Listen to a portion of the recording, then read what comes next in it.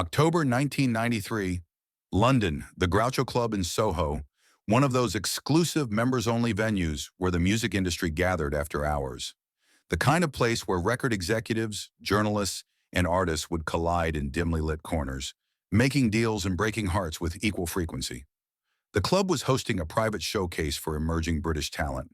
Amy Winehouse was 20, still years away from mainstream recognition, but already making waves in London's jazz circles. She'd been singing since she was 14, trained classically, understood music theory better than most seasoned professionals. Her voice could navigate complex jazz standards with the precision of a surgeon and the soul of someone who'd lived 3 lifetimes. Kurt Cobain was in London with Nirvana, taking a break between European tour dates. The band had just released In Utero, their follow-up to the world-changing Nevermind. Kurt was exhausted, hollowed out by fame, but still curious about music, still drawn to small venues where real artists gathered. The showcase had ended an hour ago. Most of the industry people had left, but about 30 musicians remained, scattered across worn leather chairs and small tables, nursing drinks and having the kinds of conversations that happen when performing stops and real talk begins. Amy was holding court near the piano, a glass of wine in her hand, discussing vocal technique with a small group of admirers.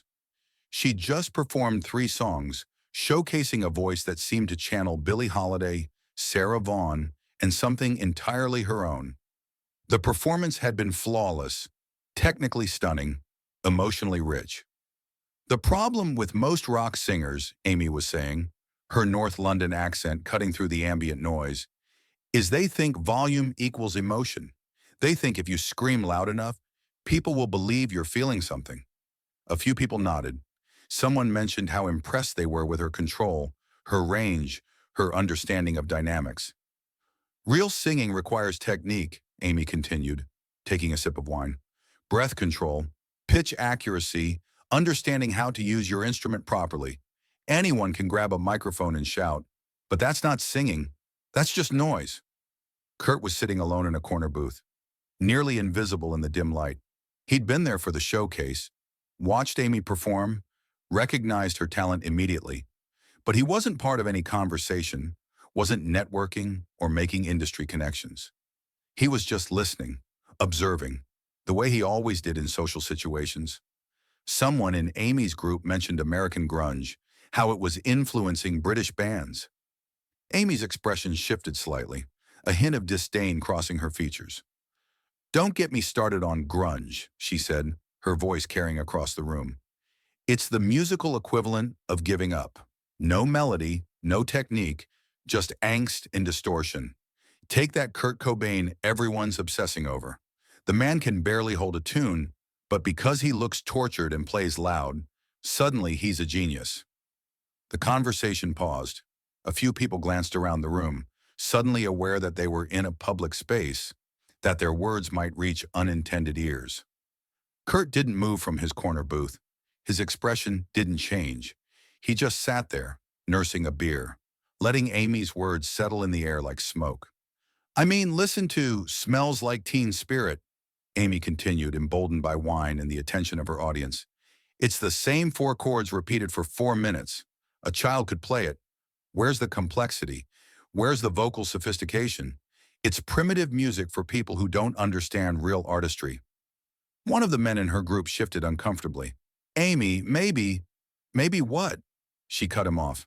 "Maybe I should pretend that screaming equals singing. Maybe I should act impressed by someone who needs a guitar to hide behind because his voice can't carry a song on its own." The room had gotten quieter. Conversations at other tables had slowed, people sensing tension but not understanding its source. Kurt finished his beer, set the glass down quietly and stood up. He wasn't tall, wasn't imposing, but something about his movement drew attention. He walked slowly toward the piano where Amy was sitting, his footsteps barely audible on the thick carpet. "Amy Winehouse?" he said quietly. She turned, saw him approaching, and her confident expression faltered slightly. She recognized him immediately. The unwashed blonde hair, the worn cardigan, the pale intensity that had become iconic. "Kurt Cobain," she replied, trying to maintain her composure. I didn't know you were here. Been listening to your conversation, Kurt said, his voice so quiet that people nearby leaned in to hear. About technique, about real singing. Amy's cheeks flushed slightly. She hadn't expected confrontation, hadn't imagined that the subject of her criticism might be sitting 20 feet away. I was just discussing different approaches to music, she said, defensive but not apologetic. Kurt nodded slowly, looking at the piano. Mind if I borrow this for a minute? Amy glanced around the room, suddenly aware that everyone was watching. Sure. Kurt sat down at the piano bench, his fingers hovering over the keys for a moment. He looked fragile in the dim light, almost ghost-like, but there was something deliberate about his stillness. He started playing, just simple chords, nothing complex or showy. The melody that emerged was haunting, minimal, beautiful in its restraint. Then he began to sing. I will always love you. His voice barely above a whisper. I will always love you. But it wasn't the Whitney Houston version everyone knew. It wasn't the Dolly Parton original. This was something else entirely. Stripped down, vulnerable, heartbroken in a way that seemed to come from somewhere deeper than technique or training. Kurt's voice cracked slightly on certain notes, wavered in places where a trained singer would have maintained perfect control. But the cracks weren't flaws. They were where the emotion lived. The wavering wasn't weakness. It was humanity exposed. Amy sat frozen, her wine glass halfway to her lips. She'd heard thousands of singers, studied vocal technique for years, prided herself on understanding what made a voice work. But this was different. This wasn't about hitting the right notes or demonstrating range. This was about truth. Kurt sang the entire song, never raising his voice above conversation level, never straining for effect. His fingers moved simply across the keys, finding chords that supported the melody without calling attention to themselves. The performance lasted maybe 4 minutes, but it felt both eternal and over too quickly. When he finished, the room was completely silent. Not the polite silence that follows a good performance, but the stunned silence that happens when people witness something they can't immediately process. Kurt lifted his hands from the keys, looked at Amy, and said quietly, technique is important. But sometimes the most important thing is letting people hear your heart breaking. Amy stared at him. Her confidence from earlier completely evaporated. She opened her mouth to respond but found she had no words. Your voice is beautiful, Kurt continued, his tone gentle, not confrontational. You have gifts I'll never have. Range, control, precision. But music isn't a competition about who can sing the most notes correctly. It's about connection. It's about making someone feel less alone. He stood up from the piano bench, nodded politely to Amy, and started walking back toward his corner booth. Wait, Amy called after him, her voice smaller than it had been all evening. I'm sorry. What I said earlier, about your music, about technique, I was being honest, Kurt said, turning back to face her. You were being honest about how you see music. That's not wrong. We just see it differently. But I was dismissive. I was arrogant. Kurt shrugged. We all are sometimes. The important thing is staying curious, staying open to learning something new. Amy looked at the piano, then back at Kurt. Would you mind playing something else? One of your songs, maybe? Kurt hesitated, glanced around the room at the expectant faces, then walked back to the piano. He sat down again, considered for a moment, then began playing the opening chords to About a Girl. But this version was different from anything Nirvana had ever recorded. Stripped of distortion, divorced from drums and electric bass, the song revealed its essential structure. A simple, beautiful love song built on classic chord progressions and vulnerable lyrics. Kurt's voice, without amplification or effects to hide behind, carried the melody with a purity that made the words seem newly written. Amy listened to every inflection, every breath, understanding for the first time that what she'd dismissed as primitive was actually sophisticated in ways she hadn't recognized. When he finished, Amy said quietly, I've never heard it like that before. Most people haven't, Kurt replied. The loud version is what gets played on radio, what gets people's attention. But underneath all the noise is just a song about loving someone and being afraid they don't love you back. The room remained quiet. everyone processing what they just witnessed. It wasn't a performance in the traditional sense. No stage, no microphones, no formal presentation. It was something more intimate, more honest. It does matter, Kurt said, but it's not the only thing that matters. You sing with incredible skill, but the reason people connect with your music isn't just because you hit the right notes. It's because when you sing about pain or love or loss, people believe you've experienced those things. And you, Amy asked, when you sing about those things? Kurt was quiet for a long moment. I don't have to pretend to know what pain feels like. The weight of that statement settled over the room. Everyone present understood that they were witnessing something rare, not just a musical performance, but a genuine moment of artistic vulnerability and recognition. Amy stood up from her chair, walked over to the piano, and sat down next to Kurt on the bench. Could you show me how you play that chord progression? The one from About a Girl? For the next 30 minutes, Kurt and Amy sat at the piano together, trading songs, sharing approaches, learning from each other. Amy showed Kurt some jazz voicings that opened up new harmonic possibilities. Kurt showed Amy how to use space and silence as musical elements. The rest of the room watched in fascination as two very different artists found common ground, their initial conflict transforming into collaboration. As the evening wound down and people began to leave, Amy walked Kurt to the door. "Thank you," she said, "for showing me something I needed to see." "What's that?"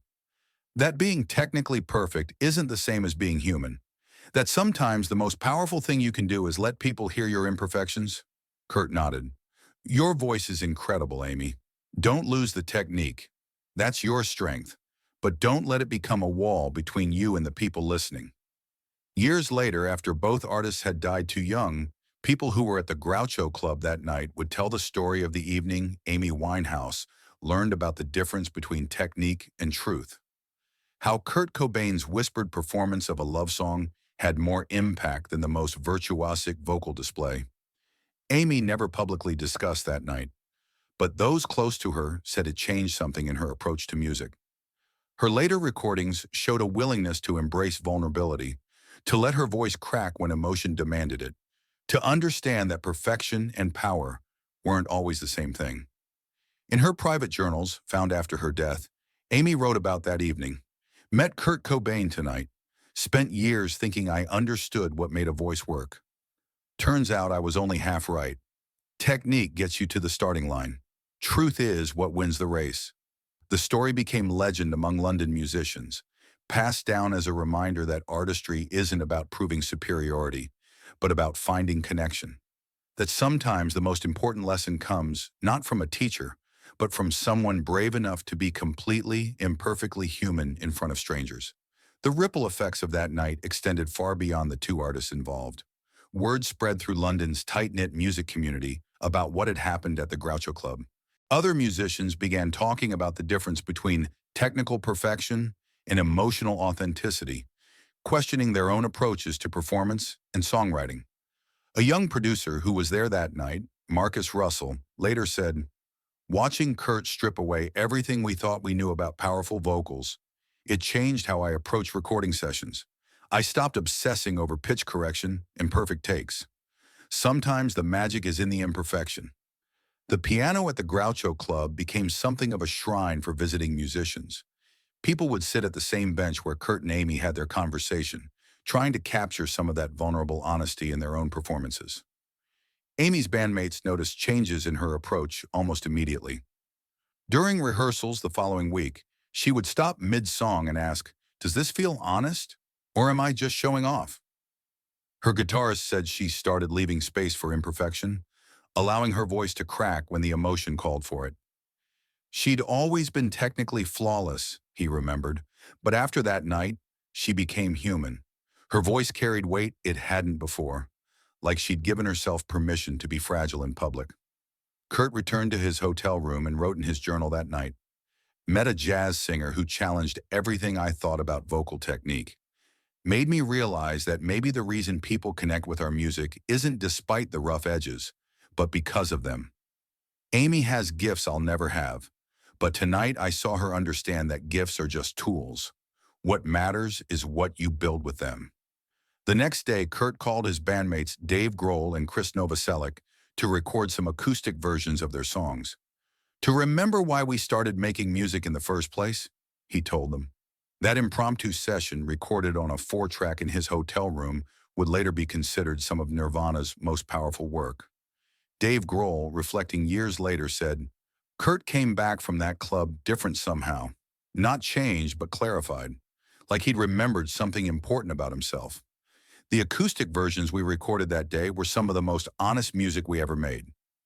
Amy began incorporating what she'd learned into her performances. Her sets became less about demonstrating vocal gymnastics and more about creating emotional connection. She started ending shows with simple, stripped-down songs, just her voice and piano, leaving audiences in the same stunned silence that had filled the Groucho Club. Music journalists began noticing the shift in both artists' work. A review of Amy's performance at Ronnie Scott's noted, "Winehouse seems to have discovered that her greatest strength isn't her ability to hit impossible notes, but her willingness to let us hear her heart breaking in real time." The story of that night became a touchstone for discussions about authenticity in music. It was referenced in university courses, cited in books about the relationship between technical skill and artistic truth. But for those who were actually there, it remained something more personal, a reminder that the most powerful moments happen when artists dare to be completely human. Years later, when both Amy and Kurt were gone, taken too early by the demons that often accompany extraordinary sensitivity, the surviving witnesses would gather and share their memories. They'd talk about how two different artists had found common ground in vulnerability. Amy Winehouse thought technique was everything. Kurt Cobain showed her that sometimes the most beautiful sound is a heartbreaking in real time. And in that recognition, both artists became greater than they were before. Their brief encounter became a powerful testament to authentic music's deeply transformative and profoundly enduring lasting nature overall.